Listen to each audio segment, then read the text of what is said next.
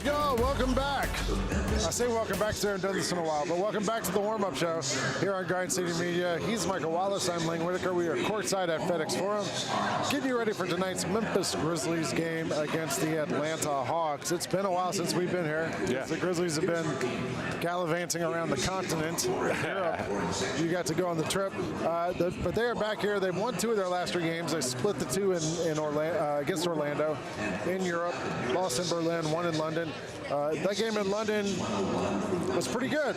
Yes. Ja Morant led the way, 24 points, 13 assists, and 5 boards. The Atlanta Hawks just made a big trade a couple weeks ago and are kind of sputtering since then. They've lost 4 of their last 5. Yeah, 4 in a row.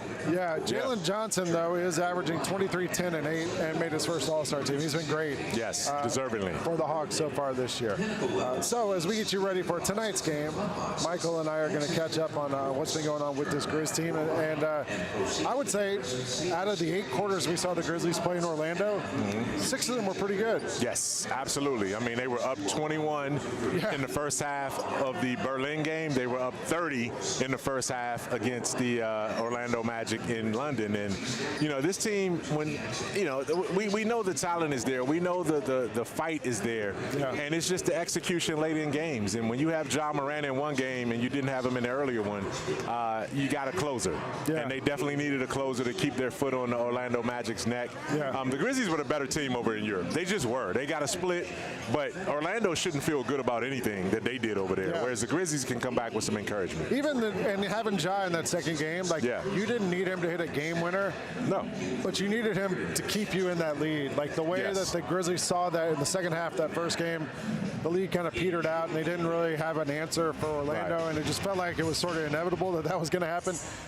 When you have Ja there, like, these other guys have played point guard, but Ja's a point guard. You know what I mean? Like, Ja can control things, and felt like he gave him that in that second game. He gave him that from the very beginning. This is a guy 20 and 10 in the first half with no turnovers. And then you saw the teammates get involved as well, too. So it was one of those things where you had that calming influence. He came in there on 10. He didn't have to back his way into a rhythm. He made 3 three-pointers in that first half. I mean, you like when Ja's shooting threes like that, he's a different player altogether, man. And we know when Ja's locked in, you know, it unlocks everything else for these Grizzlies. It's just a matter of, is he going to be physically available? Is he going to be mentally inspired? And those are the 2 things that he were in London. Yeah, so get into the bigger picture there with Ja Morant. Right before he left, there was all these reports that the Grizzlies were open to listening to trade offers for Ja Morant. Ja hadn't played in a couple of games. He's played on the trip. He's good to go tonight. We should see him out there tonight. Where do things stand with this whole situation? Well, from the standpoint of, you know, the Grizzlies are still open to offers and listening to possibilities. That's still the case. The case remains there. You know, Ja Morant, although he said the right things in the press conference in London, you know, I have the tattoo on my back that tells you where I want to be and all of those things. He's certainly open to what the opportunities are if they come to that point. Nobody on the Grizzlies is safe when it comes to NBA trade deadline. If the right deal comes in, this whole roster can be gutted, reshaped, and reformed. So it's about business at this point. It's about asset, you know, collection, and the Grizzlies trying to turn a corner. And right now, yes, we know Ja, we know Jaren. This has been a 7-year run for these guys. No one wants to see it end, but this is a new day right now, and you got to be open for business, and the Grizzlies certainly are. I think, and it's not just the Grizzlies. Any team in the Western Conference, when you got the Thunder and the Spurs sitting up on top there, stocked with young assets that are going to be good for a long time. If you're one of these other teams, like, unless you got something cooking the right way, like, you got to be willing to do what's necessary.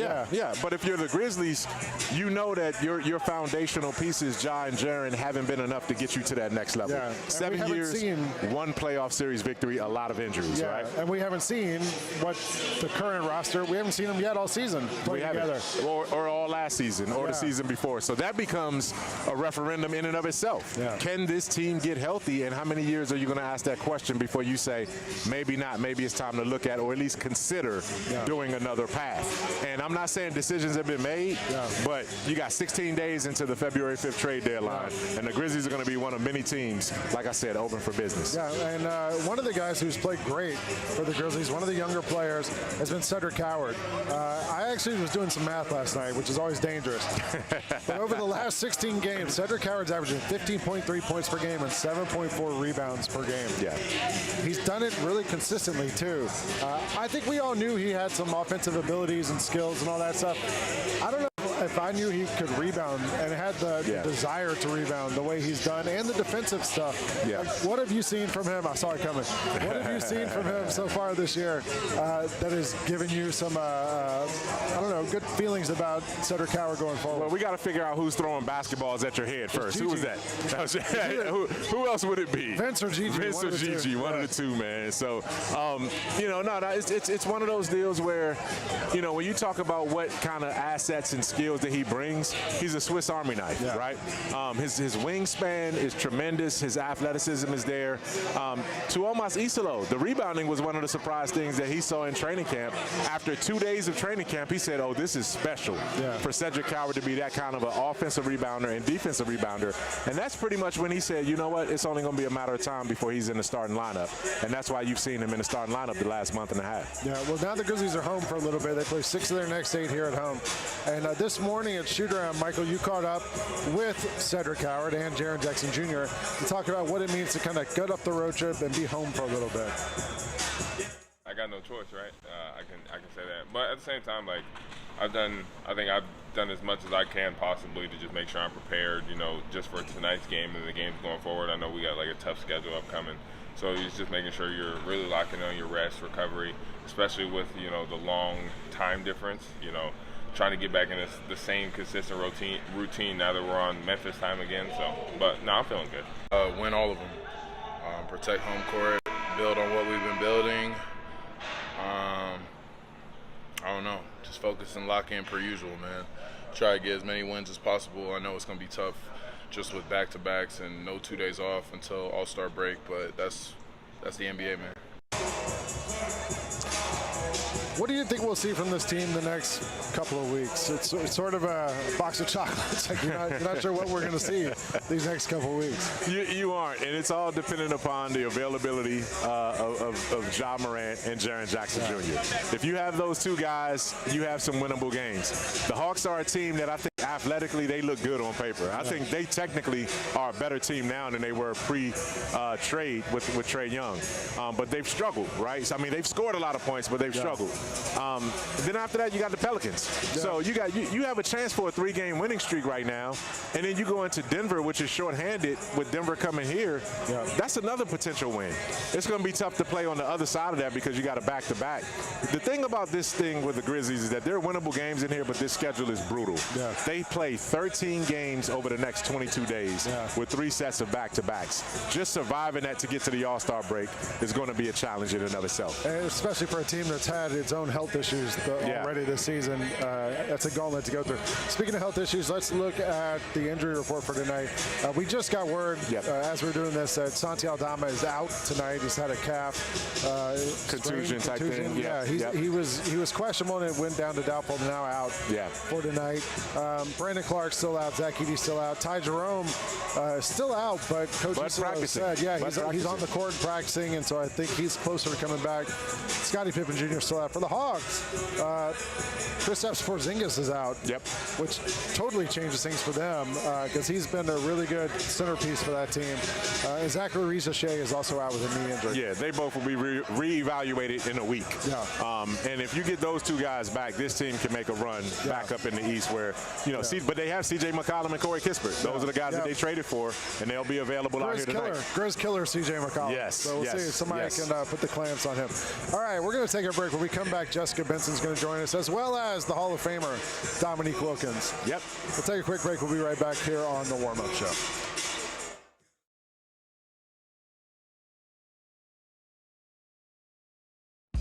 Nate Bargatze. Look, I say a lot of dumb stuff. I try to keep it in front of large groups. Seems to go better that way. Big Dumb Eyes World Tour.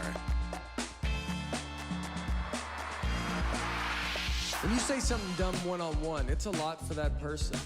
I'll say it, then I can just feel that they feel the weight of my life on their shoulders. Tickets and info at NateBargatze.com. Don't miss the Big Dumb Eyes World Tour. Nate Bargatze. The world needs B2K.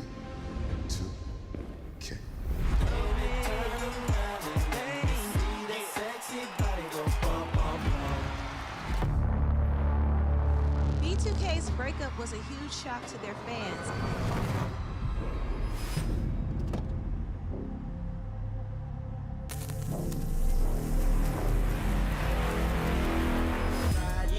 Boys for Life Tour. Memphis. Monday Night Raw returns with non-stop action, unmatched energy, and the superstars you love. We don't get mad, we get even. We don't go home till we beat them. This is our time, we ain't leaving. Give me the crown undefeated. Witness the moments you'll never forget. Monday Night Raw, Memphis. Monday, February 16th. Tickets and ringsider packages on sale next Friday. Watching the Grizzlies is easy with FanDuel Sports Network. If you have cable or satellite, you're all set. Find us on your channel lineup. You can also use your TV provider login to watch games on the FanDuel Sports Network app. No cable or satellite? Subscribe directly to FanDuel Sports Network online. You can also watch on Prime Video by adding a FanDuel Sports Network subscription. Not sure where to start? Visit FanDuelSportsNetwork.com to learn more.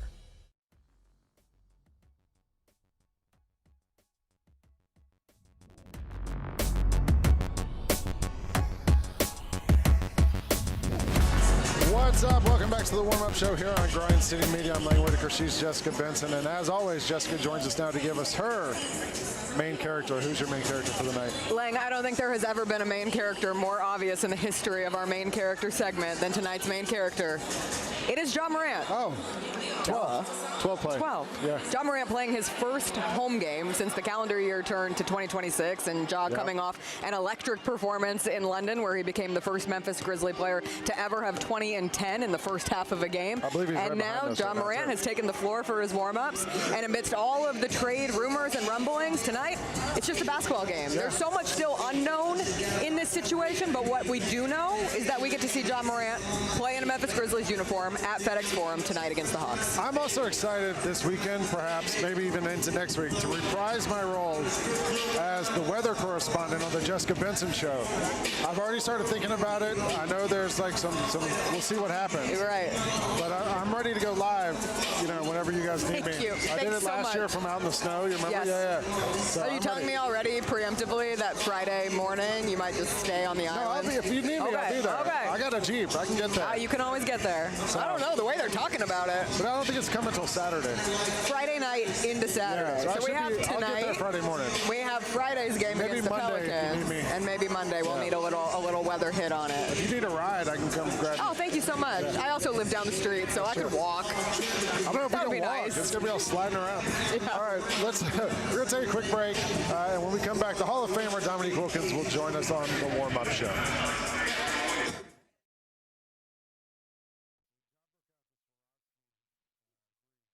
For that game in London. He's a fire. Yeah. That shot right there. I actually had someone today, someone who works here, was saying like, "Hey, have you seen those Swarovski threes?" Like she was looking into getting a pair too. Yeah, these so are like, crazy. These are crazy. These looked really, I don't really think cool. these are gonna release. I don't either. Is it gold? Is it a gold? It's gold job? crystal. Yeah. Instead of we've seen the We've seen the silver. the I last like few the years. gold. That's pretty dope. I do too. It's not too flashy either. And I like the It's a little- soles got the sort of bluish kind of ice. Yeah. These are fire, and they match the jerseys too. Welcome back here to FedEx Forum, live on the warm-up show. I'm Lang Whitaker. He is the greatest Atlanta Hawk of all time, the Hall of Famer, Dominique Wilkins. Thank you. Thank you. Thank you for coming on. Oh, a I always pleasure. appreciate you Anytime. coming in. someone the other day was like, Dominique was like your hero growing up, right? And I said, yeah. And I was like, sometimes they say don't meet your hero. Like this case, you want to meet your hero because you've been unbelievable. And Thank you've you, been man. awesome I appreciate to that. me and to everyone else in Atlanta. The Hawks just made a big change. Trae Young gone to Washington. Yeah. What does this mean for the Hawks now? It kind of feels like I don't know if people have been watching the way Jalen Johnson's been playing. Like, it kind of feels like this might be his moment. It's definitely been his breakout year, and he's playing all-star basketball. He is an all-star, and there's no reason why he shouldn't be there this year. So he's been consistent. He's the new leader of our team, a guy who's now been given the control. So, and I tell him, embrace it, enjoy it, and you're next in line.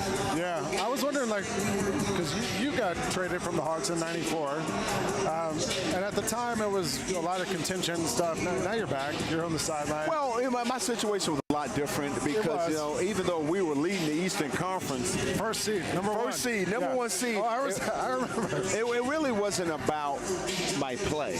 It was about contract. Money. Yeah, contract. I remember. And so I was promised $60 million. How do you renege on that? Trade a guy. So that was the biggest reason why because we were rolling. I was having a great season, but it wasn't about that. Well, time heals wounds. It feels like, right? Yes. Like, and now you're back with the Hawks. You're calling the games on TV, vice president of the team. Like down the road, Trae Young had such a great run in Atlanta. Like, do you feel like down the road things kind of everybody will be friendly again? You know what? Things always move forward, and it keeps moving, and it doesn't stop and wait for anyone. Yeah. But I think time heals all wounds. There's no other franchise that I've ever been with that I want to be with more than the Atlanta Hawks. Really? And to be back with ownership, and they always said, hey, when you retire, you're always going to have a home here. Yeah. And they've held true to that. Now with new ownership with Tony Wrestling, our new ownership group is basically kind of adopted me as part of the family. So I couldn't ask for a better situation to be a part of. That's just a lot of respect. Your son is playing for the Georgia Bulldogs. Yes. You're old school. Yeah. You gave him your number, right? Yes. You gave him He 21? actually asked for it, and I said, son, I'll never give my number to anyone but you. So it was a blessing, and I was probably more thrilled than him asking me. Yeah. So like this, I'm loving that he's carrying on that legacy. Well, in some of these highlights I see the number 21. I see some like windmills and other dunks like that. He has a complete game. Yeah. He's a heck of a player, and he's going to be a great player. Again, when you're one of the youngest guys on the team, you're going through a learning process, so he will have that breakout time. Yeah, Georgia's really good. Top 25 team this season. Yeah. And so, his opportunity, I don't worry about that. Yeah. He's going to prove who he is, and basically he already has. I remember every year you would come back with something new in your bag. Like one year it was all those bank shots. Do you remember? Like, you developed your game. You were known as a dunker at first, but you really developed into an all-around player. Well, this is the thing I tell people. Dunking was a tool for intimidation that I used to back big guys up. Really wasn't who I was, but that's how it got me going. Because I tell people all the time, it's very difficult to get over 26,000 points on dunks. I average 2 a game. But what I wanted to do is take one thing that a great player did at least once a year and practice that one thing they did over and over and over. It became my move. Yeah. So I was building the arsenal move where one guy would never be able to guard me. Yeah. And that's what I did over time. Yeah, well, I went on YouTube. I did some research, Dominique, and I found the NBA selected these as your top 10 dunks of all time. So they didn't get my input. They didn't ask you? Well, I think you're going to agree with number 1. Okay. I talked to you about it before, but you can look here on the screen. We'll take a look at some of these. This one's against the Knicks. I remember that one. I'm not sure who that is. That was James Bailey. Is that Alvin Adams right there? And it's the Suns. You know what? They shouldn't have jumped. But this one here was in Madison Square Garden. It just spurred a moment. That just happened. It's not planned. Everything I did was just off of spontaneous, movement and thoughts. I never really planned any of that stuff. I never worked on that stuff. Were you more of a 2-footed dunker or a 1-footed? The crazy thing, I started out as a 1-foot jumper. Yeah. From high school going into college until I went up one day and on 2 feet and I got hit and I kept going up. He was coming down and I was able to finish play, I said, well, this gives me more balance by using more power dunks. Yeah. So it stuck. Before I let you out of here, I was thinking the other day, there's this whole trend going around about 2016. People are talking about it 10 years ago.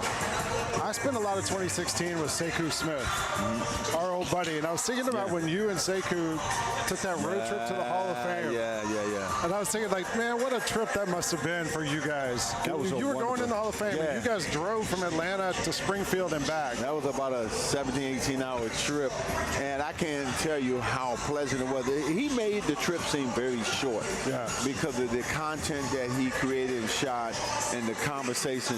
It made that trip go so smooth, man. And I'll never forget that. That was a wonderful time in my life. Yeah, well, we miss you, Sekou. Yes, all right, we're going to take another break. When we come back here, Michael Wallace rejoins us. You're watching the warm-up show on Grind City Media.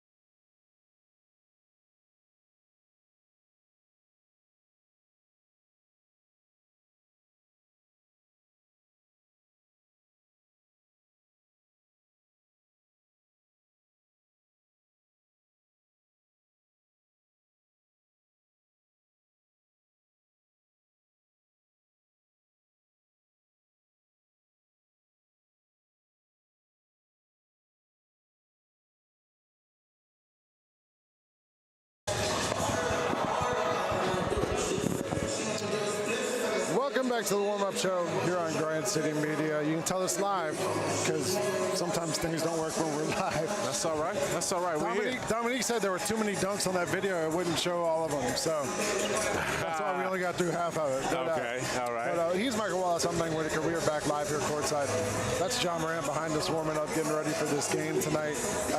And you still get that little jolt when Ja comes out here, doesn't it? Like you can feel like a little difference in the building.